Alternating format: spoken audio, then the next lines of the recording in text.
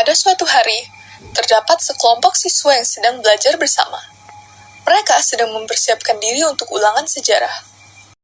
Sumpah, pusing banget belajar buat ulangan besok. Gue masih gak ngerti sama materinya. Sama, udah gitu materinya banyak lagi. Gimana ya supaya kita bisa paham dalam waktu yang singkat? Halo semua, kalian lagi pada ngapain nih? Kok kayaknya lagi pusing mikirin sesuatu gitu? Astaga naga, kalian siapa? Perkenalkan, aku Lala dan ini temanku Lili. Kami di sini untuk membantu kalian. Kok kalian kayak lagi ada masalah gitu sih? Ini loh, besok kita ada ulangan sejarah tentang kehidupan politik dan ekonomi pada masa Orde Baru. Tapi kita masih bingung sama materinya. Oh, tentang masa Orde Baru ya? Aku tahu. Boleh tolong bantu jelasin ke kita nggak ya? Soalnya kita masih kurang ngerti nih. Oke, kita bahas satu-satu ya sampai kalian semua paham. Kehidupan pada masa Orde Baru dimulai dari masa transisi pada tahun 1966 sampai 1967. Masa transisi di Indonesia merupakan periode pergantian kekuasaan dari Presiden Soekarno ke Presiden Soeharto. Periode ini ditandai dengan beberapa peristiwa penting yang membentuk arah politik dan ekonomi negara, terutama menyusul situasi krisis setelah G30 SPKI. Orde Baru sendiri lahir sebagai upaya untuk mengoreksi total penyimpangan yang dilakukan pada masa Orde Lama. Di masa ini dimulai penataan kembali seluruh aspek kehidupan rakyat, bangsa, dan negara Indonesia, melaksanakan Pancasila dan Undang-Undang Dasar 1945 secara murni dan konsekuen, serta menyusun kembali kekuatan bangsa untuk menemukan stabilitas nasional guna mempercepat proses pembangunan. Terdapat beberapa poin penting yang terjadi pada masa transisi, yaitu Yang pertama ada aksi-aksi Tritura. Tritura singkatan dari 3 tuntutan rakyat. Merupakan tuntutan utama dari kalangan mahasiswa yang diwakili oleh Kesatuan Aksi Mahasiswa Indonesia atau KAMI pada tahun 1966. Tuntutannya berisi pembubaran PKI beserta organisasi masyarakatnya, pembersihan kabinet dari unsur G30 SPKI, dan penurunan harga kebutuhan pokok atau perbaikan ekonomi. Aksi Tritura mendapat dukungan luas karena mencerminkan ketidakpuasan rakyat terhadap kepemimpinan Soekarno pada saat itu. 2. Super Semar.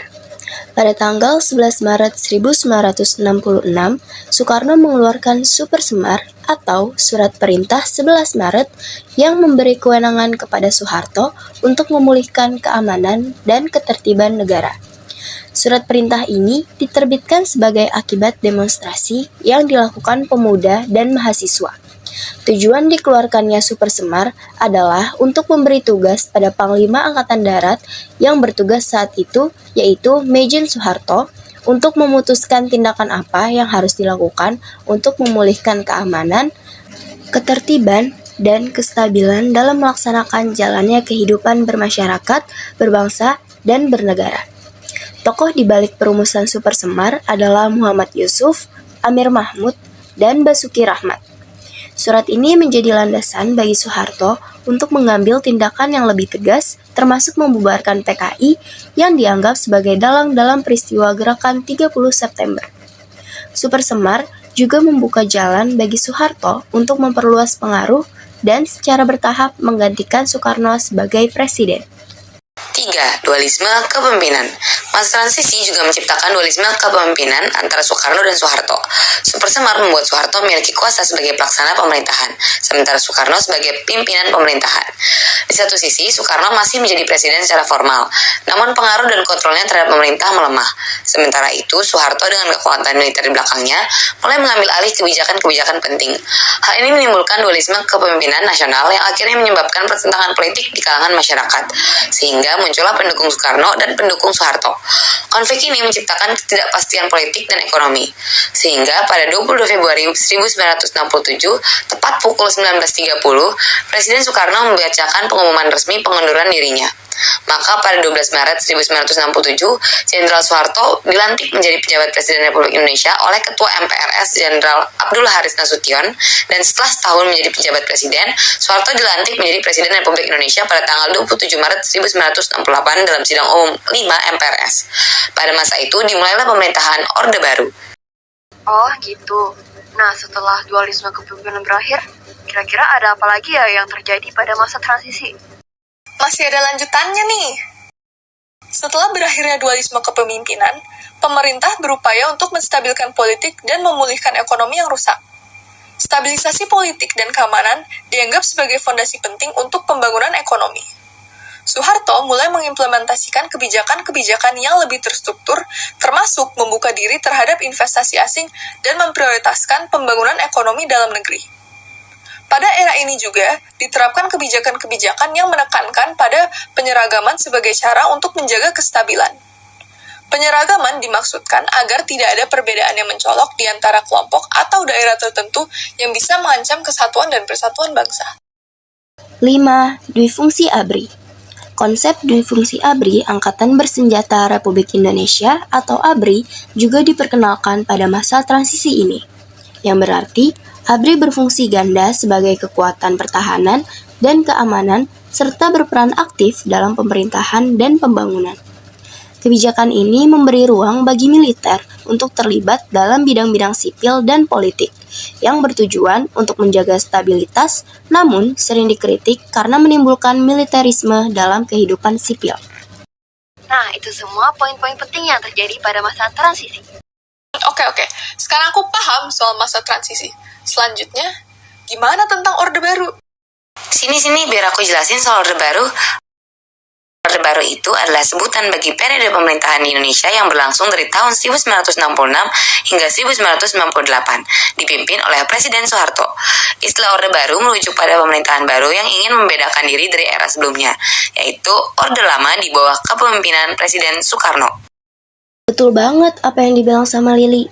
Dan juga pada masa Orde Baru ini, Indonesia mengalami perubahan besar dalam bidang ekonomi dan politik.